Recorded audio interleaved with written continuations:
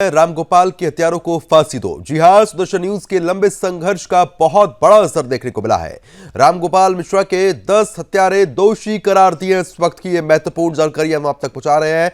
बहराइच की जिला अदालत आज सुनाएगी सजा। विसर्जन पर हमला जो है वो यहां पर देखने को मिला था। इसके बाद हिंदू की हत्या का आरोप जो है वो यहां पर लगा है। तो इस वक्त की ये बड़ी खबर आपको बता रहे हैं। जनमानस की मांग को लेकर इस वक्त की ये बड़ी खबर।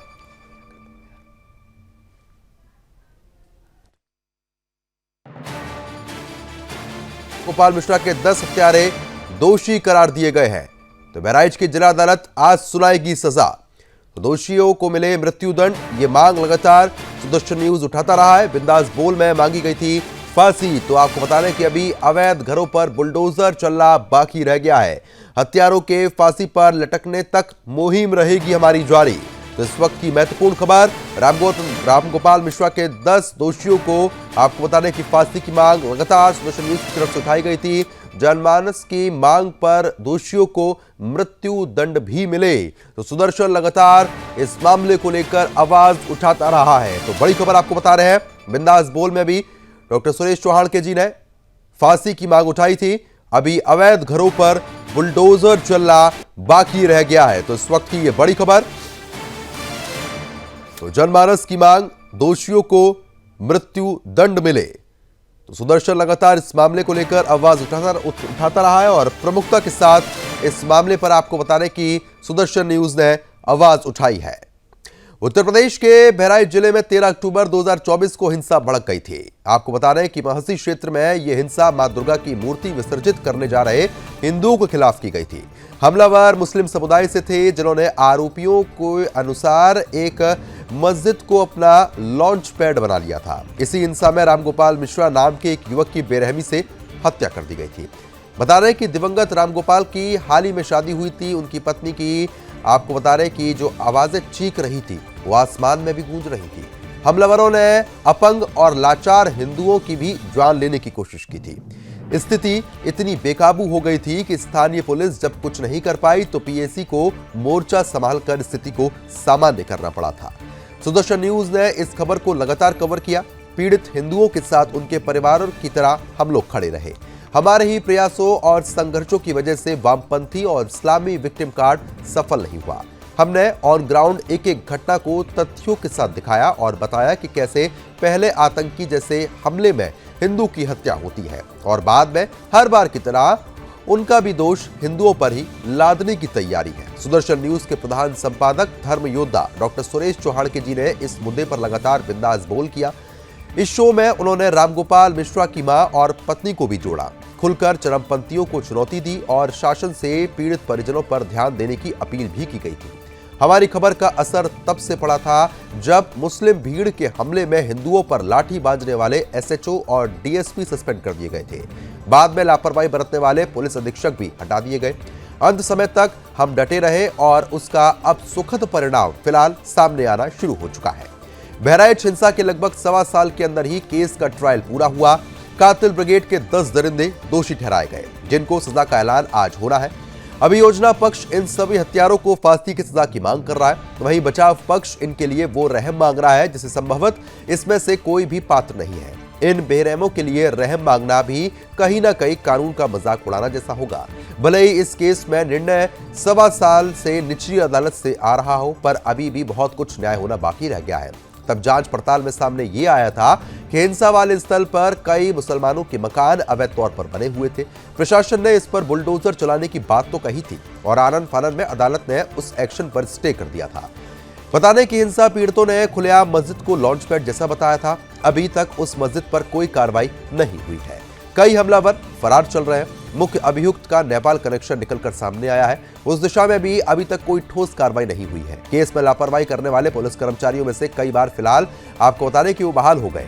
दोस्तीकरण की कार्रवाई में अदालत के स्टे के खिलाफ अपील करने वाले भी कहीं ना कहीं सुस्त हैं। ऐसे तमाम मामलों में जिन पर शासन को तत्काल ध्यान देने की जरूरत है, सुदर्शन न्यूज हत्यारों के साथ उनके द्वारा प्रयोग किए गए ठिकानों पर अंतिम एक्शन होने तक आवाज ऐसे ही उठाता रहेगा। हमारा ये मानना है कि आज का समय न्याय मिलना नहीं बल्कि न्याय की शुरुआत है। जिन हत्यारों के घरों के ध्वस्तीकरण का स्टे उन्हें फरारी के दौरान ही मिल जाता है, उनकी पहुंच और पैठ कितनी ऊंची है इसका अनुमान सहज लगाया जा सकता है। ऐसे में ऊपरी अदालतों में रामगोपाल के साथ मानवता के ये कातिल कौन सा पैंतरा खेलेंगे, इस पर भी नजर रखने की जरूरत है। इसको कौन कौन सी मजहबी संस्थाएं मदद कर रही है, राष्ट्रहित में ये भी जानना बहुत ज्यादा जरूरी हो जाता है। हिंदू समाज को भी सतर्क रखना होगा। जिस घर की छत पर रामगोपाल मिश्रा की हत्या हुई थी वो कभी एक हिंदू की ही जमीन हुआ करती थी। जिस मार्ग पर हिंदुओं पर हमले हुए थे उन पर कभी ना कभी अधिकतर मकान हिंदुओं के हुआ करते थे, पर कुछ पैसे लालच में उन्होंने अपनी जमीनें गलत लोगों को बेच दी। आपको यह भी बता दें कि बची कुची कसर जो है वो लैंड जिहादियों ने सरकारी जमीन पर कब्जा करके पूरी कर दी है।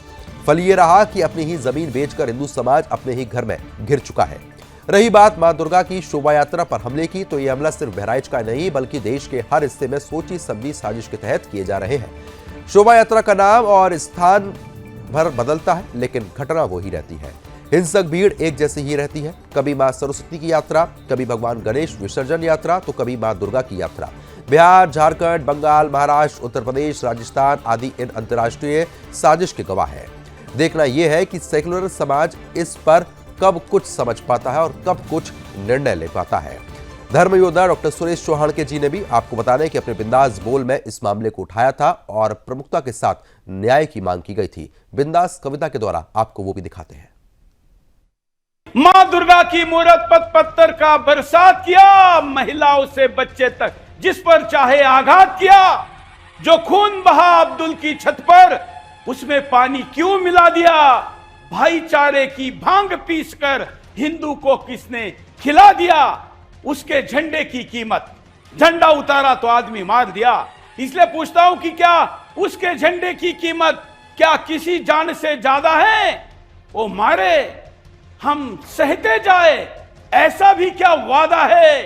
कुछ नहीं भाग्य का खेल था ओ, या पाप का ही वो चरम था। सरेआम पर भाग लिया, क्या हत्यारे में इतना दम था। मां दुर्गा की मूरत पत पत्थर का बरसात किया, महिलाओं से बच्चे तक जिस पर चाहे आघात किया। जो खून बहा अब्दुल की छत पर उसमें पानी क्यों मिला दिया। भाईचारे की भांग पीसकर हिंदू को किसने खिला दिया। उसके झंडे की कीमत, झंडा उतारा तो आदमी मार दिया। इसलिए पूछता हूं कि क्या उसके झंडे की कीमत क्या किसी जान से ज्यादा है। वो मारे हम सहते जाए, ऐसा भी क्या वादा है। कुछ नहीं भाग्य का खेल था ओ, या पाप का ही वो चरम था। सरेआम पर भाग लिया, क्या हत्यारे में इतना दम था। तो फिलहाल जिस तरीके से आपने सुना, आपको बता रहे हैं कि धर्म योद्धा डॉक्टर सुरेश चौहान के जी ने इस मामले को प्रमुखता के साथ अपने बिंदास बोल शो में उठाया था और न्याय की मांग तब भी की थी और अब न्याय जरूर मिलता हुआ नजर भी आ रहा है। लेकिन अब कुछ और भी आपको सुनवाना बहुत ज्यादा जरूरी हो जाता है। दरअसल उस वक्त जो हिंदू पीड़ित थे, जिनके ऊपर अत्याचार हुआ था, उनकी तरफ से भी क्या कुछ कहा गया है वो भी सुनना बहुत जरूरी है। सुनिए। महसी ये हरदी क्षेत्र में आता है और हमारे साथ एक पीड़ित है। क्या नाम है आपका? विनोद का मिश्रा। विनोद, कहाँ गांव है आपका? सिपहिया। अच्छा, ये चोट कैसे लगी आपको? चोट जब मोटी हमारी महाराज में पहुंची, हाँ, तो मुस्लिम लोगों ने हमारे मूर्तियों पर ईंटा पर फेंक दिया। अच्छा, जिससे मूर्ति का एक हाथ क्षतिग्रस्त हो गया। ठीक है। और दूसरी मूर्ति पर भी यही हुआ। अच्छा, दो मूर्तियों पे हमला हुआ जी। अच्छा, और उसके बाद डीजे वाले को बंद करने के लिए उसका खींचा, हाँ, जो बज रहा था। अच्छा, तो खींचा और उसके बाद 2-3 थप्पड़ मारे। उसी में बवाल शुरू हो गया। वो लड़का उत्तर तरफ भाग गया। कौन लड़का? वो अब्दुल हमीद का था। अच्छा, वो उत्तर तरफ भाग अब्दुल गया। हमीद ने, मतलब अब्दुल हमीद के लड़के ने शुरुआत की सबसे। जी जी, शुरुआत पत्थर उसी ने मारे मूर्तियों में। जी जी, वो सबसे पहले मारा। अच्छा, दो मूर्तियां टूटी। जी, 2 मूर्तियां टूटी। ठीक है। तो उसी ने फिर ये बवाल हुआ और फिर धरने पर लोग बैठ गए। हाँ, हम भी साथ में बैठ गए। हाँ। पुलिस प्रशासन भी हम लोगों को समझा बुझा रही थी कि थोड़ा जो हो गया तो मूर्तियों का विसर्जन किया जाए। तो हम कहा मतलब हम इनके त्योहारों में किसी भी प्रकार का द्वेष या भावना लेकर के या कभी दंगा फसाद नहीं करते हैं। ठीक। तो ये हमारे साथ बदसलूकी की है, हमारे धर्म के खिलाफ या हमारे आत्मरक्षा के खिलाफ हाँ। जो कर रहे हैं ये अन्याय है। चलने फिरने में भी अक्षम, चलना फिरना तो दूर, बोलने में भी सक्षम नहीं। एक कदम भी आगे बढ़ने के लिए ट्राईसाइकिल का प्रयोग करना पड़ता है। माँ दुर्गा के भक्त हैं, जिस भी रूप में माँ ने इनको ये जन्म दिया, स्वीकार किया। अगला जन्म बेहतर हो उसके लिए माँ की भक्ति में हमेशा लीन रहते थे। प्रसाद बांटते थे एक हाथ से। इनको भी मजहबी भीड़ ने, उन्मादी भीड़ ने, इन्हें भी अपने मजहब के लिए इनको खतरा माना। अब आप बताइए किस रूप में किसी व्यक्ति के लिए खतरा हो सकते हैं? व्यक्ति तो छोड़ो, मजहब के लिए। क्या नाम है आपका? मेरा नाम सत्यमन मिश्रा है। अच्छा। और मैं अपने ही सिपहिया पीली के माँ दुर्गा के ट्राली पर बैठा हुआ था और प्रसाद और तिलक लगा रहा था। और जब हम इंडियन बैंक के सामने पहुँचे तब वो अब्दुल हमीद के लड़के निकले और कहा डीजे को रोकिए रोकिए। डीजे रुक गया। मुझे उन लोगों से कहा कि आप पहले गाना बंद कीजिए, गाना बंद कीजिए। तो ये लोग नहीं बंद किए। तब वो पहुँचे, वो लड़का पहुँचा और लीन निकाल लिया और दो चार झापा, दो तीन लोग थे, दो चार झापा मार दिए। बवाल होते होते और राम गोपाल को। आपको कैसे लगी चोट? हम जब इसके बाद जब पब्लिक भगी तो आकर के तुरंत ईसा धर से माँ दुर्गा के ऊपर फेंकना चालू कर दिया। तो फिलहाल जिस तरीके से आपने प्रतिक्रिया भी सुनी, ये सुनना बेहद जरूरी था और ये साफ तौर पर दर्शाता है कि उस समय स्थिति क्या रही होगी। चर्चा को आगे बढ़ा लेते हैं। खास मेहमान हमारे साथ लगातार बने हुए हैं। प्रोफेसर सुनील शर्मा जी हैं, बीजेपी प्रवक्ता। सुनील जी स्वागत है आपका। डॉक्टर पूजा मिश्रा, सपा प्रवक्ता।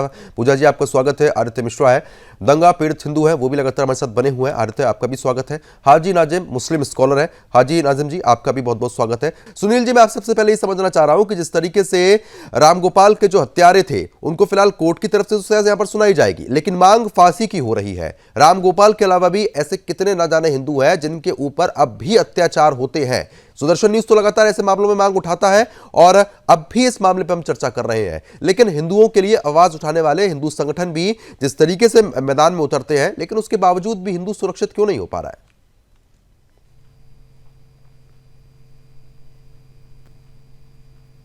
आपको मेरे सभी साथियों को मेरा प्रणाम, नमस्कार। देखिए, जो घटना घटी वो बहुत दुखदाई थी और मेरा मानना ये है कि किसी भी धर्म विशेष के लोगों को इतना उग्र नहीं होना चाहिए जितनी उग्रता के कारण रामगोपाल मिश्रा की हत्या की गई। लेकिन ये देश कानून से चलता है और उस कानून पर हमको सबको भरोसा रखना चाहिए। रामगोपाल मिश्रा के हत्यारों को आज जो न्यायालय निर्णय देने जा रहा है उसका हम स्वागत करेंगे और भविष्य में सभी धर्म संप्रदाय पंथ निरपेक्ष वर्ग के लोगों को ये ध्यान रखना चाहिए कि आवेश में आकर उग्र होकर, एक तो वो व्यक्ति गया जिसकी आपने हत्या कर दी और एक आप जाएंगे, आपके परिवार के साथ भी क्या गुजरेगा ये भी हम समझें। लेकिन आप कुछ लोगों के बहकावे में आकर जो काम कर देते हैं, वो लोग तो फंडिंग के द्वारा अपने आप को आर्थिक रूप से मजबूत रखते हैं। आपको समझना चाहिए आपका अपना परिवार है, इन लोगों को ध्यान में रखकर ही आपको अपनी प्रतिक्रियाएं देनी चाहिए। ये धार्मिक उन्माद है, ये भी किसी धर्म विशेष के लोगों के द्वारा अगर किया जाता है तो ये अच्छा नहीं है, और न ही इससे देश का विकास होता है, न ही परिवार का विकास होता है, न ही समाज का विकास होता है। हम सब लोगों को यहाँ मिलकर रहना चाहिए, और हिंदुओं पर जो लगातार ये मामले होते रहे हैं, हमला होते रहे हैं, ये एक बहुत गहरी जड़ जम चुकी है, और उसे खत्म करने में भाई टाइम तो लगेगा, लेकिन देश में और प्रदेश में इस समय कानून का शासन है, और ये समझिए कि कानून का शासन है, इसीलिए उन लोगों को न्याय मिल पा रहा है। वरना किसी और की सरकार होती तो मुझे लगता है कि न्याय नहीं मिल पाता। तो हम प्रशासन का भी कि उसने इतनी त्वरित कार्रवाई की, और सुदर्शन चैनल का भी और सुरेश चौहान जी का भी आभार व्यक्त करते हैं कि उन्होंने आवाज उठाई और उन लोगों को न्याय दिलाने का काम किया। और हम तो भगवान से प्रार्थना करेंगे कि अपराधी को वह सजा मिले जो उसने वो दंड, वही दंड मिले जो उन्होंने वो अपराध किया है। तो प्रद्युमन जी, बिल्कुल कहना कि आपका भी ऐसे और दोषियों को बिल्कुल सख्त से सख्त सजा का जो है कोर्ट की तरफ से जरूर ऐलान होना चाहिए, और हम तो मांग भी कर रहे हैं कि ऐसे दोषियों पर सख्त कार्रवाई हो। डॉक्टर पूजा मिश्रा जी, क्योंकि देखिए साफ तौर पर सुनील जी कह रहे हैं कि भाई अब बीजेपी सरकार है तो ऐसे दोषियों को लगातार अब कार्रवाई उनके ऊपर होगी। अब चाहे ये तो कोर्ट के हिसाब से फैसला आएगा कि क्या कुछ यहाँ पर देखने को मिलता है, लेकिन उन्होंने एक बड़ी बात यह भी कही कि सरकार अगर किसी और की होती तो ऐसे लोगों को छोड़ दिया जाता। हमने वो दौर भी देखा है, वो नाम लेना ठीक नहीं होगा, लेकिन वो दौर भी देखा है जब ऐसे कितने अपराधी थे जो सपा सरकार में फलते फूलते थे और कोई कार्रवाई नहीं होती थी। जी आपको नमस्कार, और साथी प्रवक्ताओं को भी नमस्कार। आपका कहने का आशय है कि जब पिछली सरकार थी, कहने का आशय जब समाजवादी पार्टी की सरकार थी तो न्यायपालिका कोई काम नहीं किया करती थी, मतलब वो अपने हाथ पे हाथ रख करके बैठी रहती थी, मैंने न्यायपालिका को नहीं कहा, कार्रवाई नहीं होती। न्यायपालिका को नहीं कहा मैंने। तो ये नहीं, तो ये सजा कौन दे, किसके देने का कार्यभार है? सरकार का कार्यभार तो है नहीं सजा देना, सजा देने का कार्यभार न्यायपालिका का। कोर्ट तो करवाएगा नहीं गिरफ्तारी, और ये मैंने नहीं कहा है, ये सुनील जी कह रहे हैं कि अगर कोई सरकार दूसरी होती तो फिर सजा नहीं हो पाती। देखिए प्रद्युम्न जी, अगर जो है हम आंकड़े लेकर के चले जाएं, आपको पता है कि मैं आंकड़ों में बहुत फाइन रहती हूँ, बहुत फैक्चुअल रहती हूँ। अगर हम अभी बैठ करके डिबेट कर रहे हैं इस चीज से, मैं बैक पे नहीं जा रही हूँ कि वहां पे क्या हुआ कैसे हुआ, हम क्योंकि जजमेंट आना है, जो लोग कल्प्रिट हैं उनका दोष सिद्ध हो गया हुआ है, उनपे कोर्ट सजा देगी, इसलिए बात कर रहे हैं। तो आपको पता है कि ऐसा नहीं रहा है कि इस सरकार में गलत नहीं हो रहा है, जो गलत कृत्य के लोग होते हैं वो गलत। हाजी नाजिम जी, मैं आपसे एक चीज ये समझना चाह रहा हूं कि जब भी कोई भी शोभा यात्रा निकाली जाती है, चाहे मां दुर्गा की हो, गणेश जी का विसर्जन हो, तो मुसलमान पक्ष को और खास तौर पे ऐसे जिहाद की मानसिकता रखने वाले लोगों को इतनी आपत्ति क्यों होती है? जब वहां से यात्रा निकल रही थी तो डीजे को लेकर, झंडे को लेकर विवाद खड़ा हो गया, दंगे वहां पर कर दिए गए और एक शख्स की इस तरीके से बेरहमी से हत्या कर दी गई। मैं आपसे समझना चाह रहा हूं कि दिक्कत क्या होती है ऐसे जिहादियों को? हाँ शर्मा जी, मेरी आवाज अब तक आ रही है? मेरी आवाज अब तक आ रही है शर्मा जी? जी जी, आवाज आ रही है। हाँ शर्मा जी, देखिए हम लोगों को कोई दिक्कत नहीं है, हम तो अपने हिंदू भाइयों की शोभा यात्रा का खैर मकदम करते हैं और चाहते हैं कि बड़े प्यार से, इत्मीनान से मुस्लिम एरियो के अंदर से शोभा यात्राएं निकले। लेकिन आखिर क्या वजह रहती है कि ये शोभा यात्रा जब निकालते, जैसी मुस्लिम क्षेत्र में पहुंचते या मस्जिदों को देखते, तभी यहाँ पर एक ऐसा माहौल क्रिएट कर देते, मस्जिदों के आगे धार्मिक नारे लगाने के साथ। नहीं तो कौन लगा रहा है? ऐसे गाने चलाते हैं जिससे कि धार्मिक नारे कौन लगा रहा है? देखिए ये तो ऑन द रिकॉर्ड है, बहुत सारी वीडियो फुटेज आप देख लीजिए। हम तो ये कहते हैं कि आप पाइए, लेकिन मस्जिद के आगे आते आप एक ऐसी जन चेतना जाग जाती है दूसरे तो यात्रा जब निकल रही, अच्छा एक चीज आप बताइए, माँ दुर्गा की यात्रा निकल रही है, जय माता दी नहीं कहेंगे तो क्या बोलेंगे? अल्लाह अकबर बोलेंगे। हाँ देखिए अभी शर्मा जी, अभी आपने कहा कि भाई यहाँ पर शोभा यात्रा निकल रही है तो अल्लाह अकबर ना कहकर और दूसरा जय माता दी कहेंगे, तो मैं ये कहता हूँ कि जय माता दी भी कहिए और देखिए दूसरे के धार्मिक स्थल का सम्मान कीजिए। देखिए हम लोग जब मुहर्रम का सुन तो लीजिए शर्मा जी, जब मुहर्रम का जुलूस निकलता है तो किसी भी अन्य धार्मिक स्थलों को हम कभी ये नहीं कहते कि यहाँ पर आप शोर शराबा करें या उनको ढकें, लेकिन जब भी शोभा यात्राएं निकलती है या तो उन मस्जिदों को कवर कर दिया जाता है या मस्जिदों के आगे इस तरीके का माहौल क्रिएट करा जाता है। नहीं, कवर कभी नहीं हुई है। अच्छा चलिए एक चीज बता, मुझे बस एक चीज साधारण से एक चीज बता दीजिए, हम इंसानों की बात कर लेते हैं और कुछ जिहादियों की बात कर लेते हैं। आपकी जब मुहर्रम होता है आप भी करबला जाते हैं? हाँ देखिए, मुहर्रम होता है, आपकी बात सुनिए ना, मेरी बात सुनिए, आप मेरी बात सुनिए, जब मुहर्रम होता है आप भी जाते हैं करबला, और मुझे बताने की जरूरत नहीं है कि कितनी बड़ी तादाद में भीड़ होती है। मैं आगरा का रहने वाला हूं, करबला कई सारे हैं वहां पर, और अक्सर देखने को मिलता है कि बुजुर्ग से लेके बच्चे तक, महिलाएं इतनी बड़ी बड़ी कतारों में जाते हैं। हिंदुओं के मंदिर भी पड़ते हैं, हिंदुओं की दुकानें पड़ती हैं, हिंदुओं के घर पड़ते हैं, और उन्हीं रस्तों से वो सभी मुसलमान जाते हैं। आज तक बताइए कभी कोई ऐसा घटनाक्रम हुआ हो, किसी ने पत्थर फेंका हो, किसी ने कुछ ऐसी हरकत करी हो जिससे वो यात्रा बिगड़ी हो आपकी, आपका जुलूस वहां से खराब हुआ हो? बताइए। हाँ सुन लीजिए, अभी आपने कहा कि जैसे जुलूस, हाँ सुन तो लीजिए, जैसे आपने कहा कि जैसे मुस्लिम जुलूस निकलते हैं मुहर्रम के, किसी भी अन्य धार्मिक स्थलों पे वहां पर किस तरीके का कोई उत्पाद नहीं होता। मैं ये कहना चाहता हूं कि देखिए, हम लोग प्रशासन का सहयोग करते हैं, प्रशासन के साथ है, प्रशासन के साथ हम लोग उनकी गाइडलाइन, उनके रूट मैप के अनुसार चलते हैं। लेकिन कुछ जो लोग होते हैं, जहाँ रूट मैप होता है उसकी जगह ना चल के जहाँ विशेष समुदाय रहता है उधर की तरफ रुख करना चाहते हैं। और इसके साथ एक और चीज मैं कहना चाहता हूँ सर, देखिए अभी आपने जो कहा कि यहाँ पे, मैं ये कहना चाहता हूँ शर्मा जी, देखिए अब यहाँ पर अदालत की तरफ से एक उम्मीद की जा रही है इंसाफ की, तो हम लोगों को भी उम्मीद जाग रही है कि हम चाहते हैं कि अखलाक के जो हत्यारे उनको फांसी हो। सुबोध के जो हत्यारे थे, जो इंस्पेक्टर सुबोध थे पुलिस, आप तुरंत अखलाक तक चले जाते हैं, आप अखलाक तक चले जाते हैं। राम गोपाल के लिए आप एक शब्द नहीं बोलेंगे, राम गोपाल के लिए आप कुछ नहीं बोलेंगे, अखलाक तक पहले चले जाते हैं आप। कोच के अंदर यही जो चीजें है ना, ये दुर्दशा जो हो रही है, ये यहां से समझ में आ जाती है कि आपने राम गोपाल के लिए एक शब्द ये नहीं बोला कि हाँ उसके हत्यारे हैं और सख्त सख्त सजा का ऐलान होना चाहिए।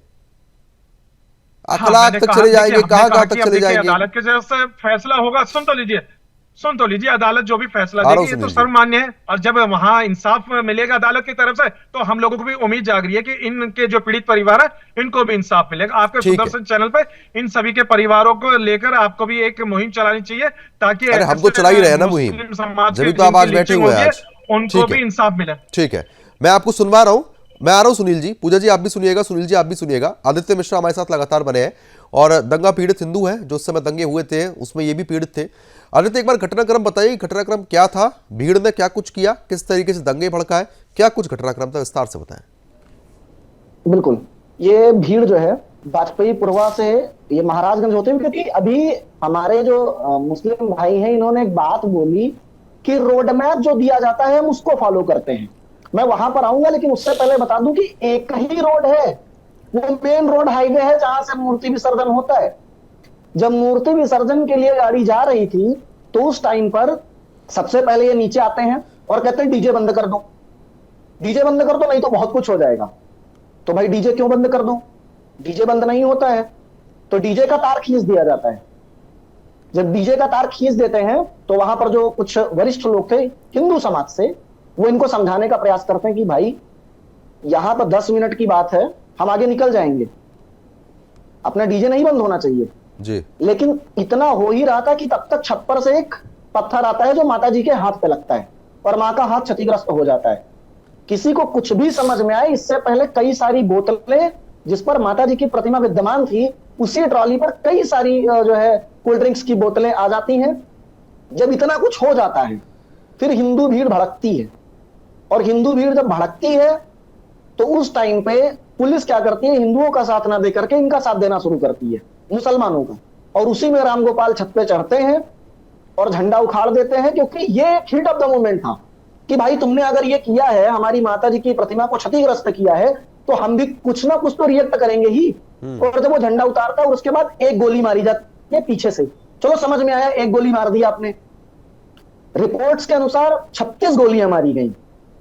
अगर आपकी इंटेंसिटी उसको जान से मारने की नहीं थी, बड़े दंगे भड़काने की नहीं थी, तो आपका मकसद क्या था? अभी हमारे भाई ने बोला, नाजिम जी ने, कि जो हिंदू है जब वो जाता है तो वो भड़काऊ गाने बजाता है मस्जिद के सामने। नाजिम जी चलेगी जब हैदर की तलवार कटेंगे एक एक काफिर, ये भड़काऊ नहीं है। हिंदू तो कुछ नहीं बोलता, हिंदू इसलिए कुछ नहीं बोलता क्योंकि हिंदू अपने वेदों को मानता है, जहां पर कहा जाता है एकम सद बहुधा विप्रा वदन्ति, एक ही सत्य को विद्वान अलग अलग रूपों में मानते हैं, इसलिए हिंदू कुछ नहीं कहता। चलो समझ में आया, राम गोपाल जी ने आपका झंडा उतार दिया, आपने गोली मार दी, ठीक। चंदन गुप्ता 26 जनवरी 2018 तिरंगा यात्रा निकल रही थी, ठीक है, कहीं ना कहीं इस तरीके के घटनाक्रम आदित्य जो है वो लगातार देखने को मिले हैं। हाजी जी आप बताइए, आप तो साफ तौर पर कह रहे थे कि भाई ऐसी नारेबाजी होती है, वहां तो डीजे को लेकर विवाद हुआ था। खैर शायद उनसे संपर्क नहीं हो पा रहा है, दोबारा संपर्क साधने का प्रयास हमारी टीम लगातार कर रही है। पूजा जी लगातार बनी हुई है। पूजा जी, अब देखिए बात घुमा फिरा के बस इतनी सी आती है कि जब भी किसी मुस्लिम स्कॉलर से, मुसलमान लोगों से, और ये समझने की कोशिश होती है कि उस शख्स के खिलाफ कार्रवाई होनी चाहिए या नहीं जो ऐसे दोषी होते हैं, तो कहीं ना कहीं एक पुराना एग्जाम्पल निकाल दिया जाता है, लेकिन साफ तौर पर यह नहीं कहा जाता है कि यह क्यों हो रहा है। क्योंकि आदित्य साफ तौर पर बता रहे कि डीजे को लेकर विवाद था और किस तरीके से अचानक से पत्थरबाजी हो गई, बोतलें फेंकना शुरू हो गई, यानी कि छत पर सब कुछ सामान पहले से ही रखकर तैयार रखते हैं कि कभी कोई घटनाक्रम हो तुरंत फेंक दो। ऐसे लोगों पर क्यों कार्रवाई नहीं होनी चाहिए, बताइए। बिल्कुल कार्रवाई होनी चाहिए। यहाँ तो प्रशासनिक फेलियर है, आपको पता है, वहाँ पे कार्रवाई भी होती प्रशासन के ऊपर में। हमने आपकी डिबेट में न जाने कितनी बार, कई बार कहा है कि प्रशासनिक फेलियर का एक सिलसिला चालू हो गया है इस सरकार में। हर जगह पे इस तरीके की घटनाएं हो जा रही है, प्रशासन को पता नहीं। अभी मैं आदित्य जी को सुन रही थी तो आदित्य जी ने कहा कि वहां पे जब खींचतान चालू हुई, आप सोचिए कि वो विसर्जन मार्ग था, इसका मतलब प्रशासन के पास में पूरा इन्फॉर्मेशन होगा, प्रशासन ही डिसाइड करते विसर्जन मार्ग कौन सा रहेगा। और वहां पे जो सीनियर थे वो सीनियर्स आकर के बात करें, तब तक पुलिस का कोई आता पता नहीं। जब कोई नीचे उतर करके आए, कोई प्रोसेशन चल रहा है, चाहे वो हिंदू का हो चाहे मुसलमान का हो, अगर कोई धार्मिक प्रोसेशन चल रहा है या कोई प्रोटेस्ट चल रहा है, कुछ भी चल रहा है, अगर वो चल रहा है और उसके बीच में जरा सा भी कोई व्यवधान आता है, तो उस व्यवधान को हैंडल करने के लिए वहां पे पुलिस अवेलेबल होनी चाहिए, क्योंकि उनको प्रायर इन्फॉर्मेशन रहती है और उनको उन्हीं के द्वारा दिया गया, उन्हीं के द्वारा डिसाइड किया गया वो रूट रहता। अगर वहां पे पुलिस नहीं थी तो दुखद रहा और प्रशासनिक फेलियर का खामियाजा भुगत रहा बहराइच। और हम आप बैठ करके यहाँ पे डिबेट कर रहे हैं, वो जो जिनके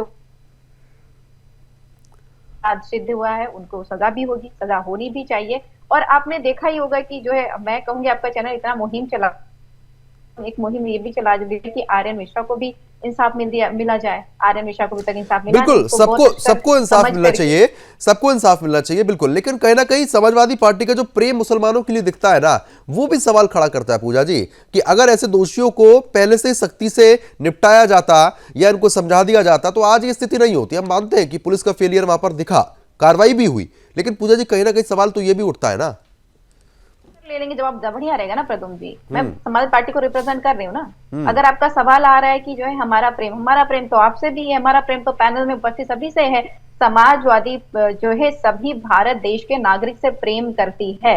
अगर वो अपराध करते हैं तो हमें दुख होता है कि हमारे नागरिक ने अपराध किया हुआ, पर हम इस बात को मानते हैं अगर अपराधी है तो अपराध की सजा उसको मिलनी चाहिए। ठीक है, अगर आपका प्यार, आपका जो प्यार मोहब्बत है लोगों के प्रति वो अभी समझ में आ जाएगा। आदित्य, जब ये घटनाक्रम हुआ था तो बताइए समाजवादी पार्टी ने स्टैंड लिया था? हाँ, मैं बताता हूँ ना। इस घटना के बाद समाजवादी पार्टी पीड़ित से मिलने नहीं गई। रोली मिश्रा के घर पर समाजवादी पार्टी का कोई व्यक्ति नहीं गया। ये किसके साथ खड़े थे? जिहादियों के साथ खड़े थे। इतना ही नहीं, कुछ दिन पहले, ये मैं बता रहा हूं आपको, 23 मार्च 28 जून 2022 में कन्हैया लाल की जब हत्या हुई, समाजवादी पार्टी कन्हैया लाल के साथ नहीं खड़ी थी। कन्हैया लाल ये कह रही थी कि आपने बस साफ कर दिया। बताइए पूजा जी, आप तो कह रही है कि भाई हमारी प्यार मोहब्बत है सभी लोगों से, बताइए। आप लोग तो महिला की बात भी नहीं कर रहे हैं। समाजवादी पार्टी किसके पास गई थी आप ये बता देना। जैसे भी इन्होंने बोला कि समाजवादी पार्टी यहाँ नहीं गई थी, हम तो थे ना आपके साथ में भी डिबेट किया होगा, मैं तब भी डिबेट किया होगा, तब भी हमने कहा था कि ये गलत डिबेट करने से थोड़ा होता है कुछ, डिबेट करने से थोड़ा कुछ होता है। समाजवादी पार्टी के कार्यकर्ता गए, पीड़ित परिवार से मिलने गए। जब आप कह रहे हैं कि आप स्टैंड लेते हैं, पीड़ित परिवार के पास आप गए, ये तस्वीर ऊपर देखिए ना, अपने ऊपर आप देखिए, तस्वीर चल रही है, मुख्यमंत्री से सब मिले, पीड़ित परिवार मिला तो है। इसका मतलब थोड़ा है कि आर्यन को इंसाफ नहीं मिलना चाहिए। तो आर्यन की बात यहाँ पे कहां से आ गई? यहाँ पे बात रामगोपाल की हो रही है, आप आर्यन पे क्यों जा रही है? नहीं, बात ही हो रही कि आप लोगों ने क्या स्टैंड लिया? इतने लोगों के ऊपर अत्याचार हो रहे हैं, अगर हम किसी को मिलने नहीं पहुंच रहे या फिर हमारे कार्यकर्ता नहीं पहुंच रहे, सुनील जी ठीक है, एक और खास मेहमान शोएब सिद्दीकी साहब लगातार बने हैं। शोएब जी स्वागत है आपका, मैं आऊंगा आपके पास, लेकिन उससे पहले सुनील जी कुछ कहना चाह रहे हैं। सुनील जी, ये प्यार करते हैं आतंकवादियों को छोड़ने की घोषणा करने की। इनकी सरकार बनती है, इनके मुखिया कहते हैं कि उन्हें छोड़ा जाएगा, और छोड़ते भी। ये ऐसे लोग हैं, ये बिल्कुल सिलेक्टिव होकर जाते हैं। अभी एक स्कॉलर कह रहे थे, अखलाक मेरा पड़ोसी है, पड़ोस के गांव का रहने वाला है, उसकी हत्या आवेग में इसलिए हुई कि उसके घर गोमांस मिला, ये तय हो गया जांच में, वो गोमांस निकला। आप किसकी भावनाओं से खेलेंगे और चैनल पे कहेंगे कि अखलाक को इंसाफ मिले? मना नहीं कर रहे हैं, लेकिन उसमें कितनी गलत घिनौनी घटना, हिंदुओं के घर हैं वहां, उसकी हिम्मत हो गई कि वो अपने घर गोमांस पकाए। इतनी बड़ी घटना, और वो चैनल पे कह रहे हैं। और इनकी सरकार का कितना प्रेम था मैं बताता हूं। अखलाक को तो छोड़िए, उसके भाई जो उस गांव से दूर रहते थे उन्हें इतनी बड़ी बड़ी आर्थिक सहायताएं देश के जनता के टैक्स से दी गई कि आप आकर जांच करिए। उसके भाई जो बड़ी बड़ी कंपनियों में जॉब करते हैं उन्हें अलग से 50 लाख रुपए दिए गए। ये ऐसे लोग हैं, ये कभी भी उन पीड़ितों के साथ खड़े नहीं हो सकते जो हिंदू धर्म से जुड़े हुए हैं। ठीक है, इनकी मानसिकता ही उस तरीके की है। और मैं आपको बता देना चाहता हूं, इनके यहां भी कुछ ऐसे हैं हिंदू नेता जो चाहते हैं, लेकिन मजबूरी में, जैसे पूजा मिश्रा ही, वो बेचारी, मैं 2-3 डिबेटों से देख रहा हूं, वो बस ये कहती रहती है कि हम साथ हैं, लेकिन वो अंदर से वो इतनी, मतलब समाजवादी पार्टी के अंदर रह के अपने आप को कुंठित महसूस कर रही हूं, खुलकर भी उन लोगों का समर्थन नहीं कर सकती जो पीड़ित है, क्योंकि इनके मुखिया ही नहीं कर सकते। इनके मुखिया का कहना ही ये है, वो जाएंगे कहां? आजम खान साहब से मिलने जाएंगे, उनके बच्चों से मिलने जाएंगे, अखलाक के यहाँ जाएंगे, आरिफ के यहाँ जाएंगे, सुहेल के यहाँ जाएंगे। वो तो प्रेम जग जाहिर है ना, वो प्रेम तो जग जाहिर है। जब तो मैंने सब पूजा जी से पूछा था। पूजा जी, हमारे यहाँ सुनिए 1 मिनट, भारत की सीमा के अंदर रहने वाला वो मुस्लिम जो भारत माँ के कण कण से प्रेम करता है, हम अब्दुल कलाम का सम्मान करते हैं, हम शीश झुकाते हैं। हमारे प्रधानमंत्री जी ने अब्दुल कलाम के बड़े भाई के पैर छूने का काम किया जब उनका इंतकाल हुआ। ये पूरी जग जाहिर है पूरी दुनिया में, नरेंद्र मोदी जी। बिल्कुल, मैं आ रहा हूं आपके पास सुनील जी, क्योंकि कहीं ना कहीं बिल्कुल सच बात है। नहीं, ठीक है, मुसलमानों का जो प्रेम है और समाजवादी पार्टी का प्रेम जो उनके लिए है वो जग जाहिर है, उसमें कोई बड़ी बात नहीं है। शोएब जी, बड़ी बात यहाँ पर यह निकलकर सामने आ रही है, जब ये घटनाक्रम सामने हुआ राम गोपाल का, तो डीजे बजाने को लेकर विवाद होता है। उसके बाद मेरा हमेशा सवाल ये रहता है कि अचानक भीड़ कहां से आ जाती है, अचानक बोतलें इकट्ठी कहां से होकर फेंकने लग जाती है, और पत्थर फेंकाई कहां से शुरू हो जाती है, अचानक से कैसे प्रकट होती है सारी चीजें? देखिए शर्मा जी, जो बहराइच में ये हादसा हुआ था, बहुत ही गलत हादसा था। मैंने उस वक्त भी कई डिबेटों पे मत की थी। लेकिन शर्मा जी आप देखिए, आखिर जब भीड़ इकट्ठा होती है तो कहीं ना कहीं प्रशासन की जिम्मेदारी बन जाती है कि पहले वो परमिशन ली कि नहीं ली, किसी समुदाय का भी हो, मैं जनरल बात कर रहा हूं, और अगर परमिशन मिल गई तो परमिशन के बाद ये प्रशासन की जिम्मेदारी बन जाती है कि वो अपनी निगरानी में उस जुलूस को निकाले। शोएब जी, एक सेकंड के लिए आपको टोक रहा हूं, हमारे संग दंगा पीड़ित उस वक्त के हिंदू लगातार बने हुए आदित्य, वो बता देंगे। आदित्य, जब ये यात्रा निकाली जा रही थी, परमिशन ली गई थी? हर चीज की परमिशन ली गई थी। पहला, मैं इस बात से बार बार परेशान होता हूं कि परमिशन ली गई, प्रशासन को देखना चाहिए, फलाने को देखना चाहिए, ढिमकाने को देखना चाहिए। समाज कब देखेगा? समाज ये जिम्मेदारी कब लेगा? खास करके मुस्लिम समाज ये जिम्मेदारी कब लेगा भाई, कि जहां पर 100 हिंदू है, 1 मुसलमान रहता है, उसे कोई दिक्कत नहीं, 10 मुसलमान रहता है, कोई दिक्कत नहीं। जैसे ही वो संख्या 30 के उस पार होती है, वैसे ही मुसलमानों को दिक्कत होना शुरू हो जाती है। ठीक है, बताइए शोएब जी, आ रहा हूं आदित्य, बताइए शोएब जी। जी, मैं इस मामले से बड़ी हैरत करता हूं कि जब मैं बोलता हूं तो आप बात मुकम्मल नहीं होते। मैंने आपकी जो बात थी उसका जवाब लेना चाह रहा था बस। मैंने इल्जाम भी लगाया, मैंने एक जनरल बात करी, उस घटना से मैं बहुत दुखी था। मैंने उस वक्त डिबेटें दी और मैंने मुखालफत करी, जिन लोगों ने हरकत की थी मैंने उस वक्त भी कहा था सख्त सजा दी जाए जिसे काम किया। मैं ये कह रहा हूं कि आखिर जिस तरह की रैलियां या जुलूस निकलते हैं, मैं सवाल बात नहीं, पहले अपनी बात कह दूं, देखिए पहले डिबेट बात कह दूं फिर मैं जवाब दूंगा। मैं आपके साथ, उससे बेफिक्र रहिए, लेकिन सच्चाई सामने आनी चाहिए। जब प्रशासन ने परमिशन किसी जुलूस को दी, मेरे जुलूस को दी, तो प्रशासन की जिम्मेदारी बन जाती है कि वो साथ साथ रहे, जुलूस को निकाले। और खास कर जब आप माहौल यूपी का खास कर देख रहे तो आप उतार रहना चाहिए। ये घटना घटी कैसे हो गई? तो यानी कि मुस्लिम इलाके में ऐसे, यानी कि आप ये कहना चाह रहे हैं कि मुस्लिम इलाकों से अगर ये यात्रा निकलेगी तो प्रशासन को सजग हो जाना चाहिए कि भाई यहाँ पर पत्थर फेंकाई हो सकती है। नहीं, तो फिर डरने की क्या जरूरत है? घुमाइए नहीं शर्मा जी, प्रशासन वहां मौजूद था। शर्मा जी बात घुमाइए नहीं, मैं ये कह रहा हूँ, ये आप बात घुमाइए नहीं, मैं ये नहीं कह रहा हूँ। जो भी जुलूस निकले, रैली निकले, कुछ भी निकले, प्रशासन की जिम्मेदारी है कि अपनी निगरानी में उसको वहां से लेके निकले, और जो भी उसके दंगाई हो चाहे किसी समुदाय को, उनको बख्शा ना जाए। हम सिर्फ इतनी बात कहना चाह रहे हैं, हमारे मुख्यमंत्री तो सख्त फैसले जाने जाते हैं, मैं उनको हमेशा नमन करता हूं। आखिर प्रशासन की ढिलाई कैसे हो जाती है? एक बार क्या गुजरा, 50 वाक्य यूपी में हुए, मुख्यमंत्री कहते हैं ये कैसे हो जाता है? आपने प्रशासन पर सवाल उठा दिए, आपने प्रशासन पर सवाल उठाया, प्रशासन पर कार्रवाई भी हुई, लेकिन बात यह है कि जो ऐसे जिहादी है उनके लिए आप क्यों नहीं बोलते कि हाँ भाई ये गलत है, ऐसा नहीं होना चाहिए था? मैंने उस वक्त भी डिबेट दी थी, आज भी दे रहा हूं, आपके इस वक्त मौजूदा डिबेट पे कह रहा हूं कि जो घटना हुई मैं उसकी निंदा करता हूं, सख्त सख्त सजा होना चाहिए। मैं आपके साथ हूं, आज सजा का ऐलान करना है, लेकिन मैं ये कह रहा हूं कि आखिर घटना अंजाम कैसे देना जाती है। वहां पे प्रशासन क्या करेगा? अगर आप घर में घुसकर हत्या करते हैं फिर वहां चलो ठीक है, अब समय कम है। आप सभी मेहमानों का हमारे साथ जुड़ने के लिए, इस मुद्दे पर विस्तार पूर्वक चर्चा करने के लिए बहुत बहुत शुक्रिया।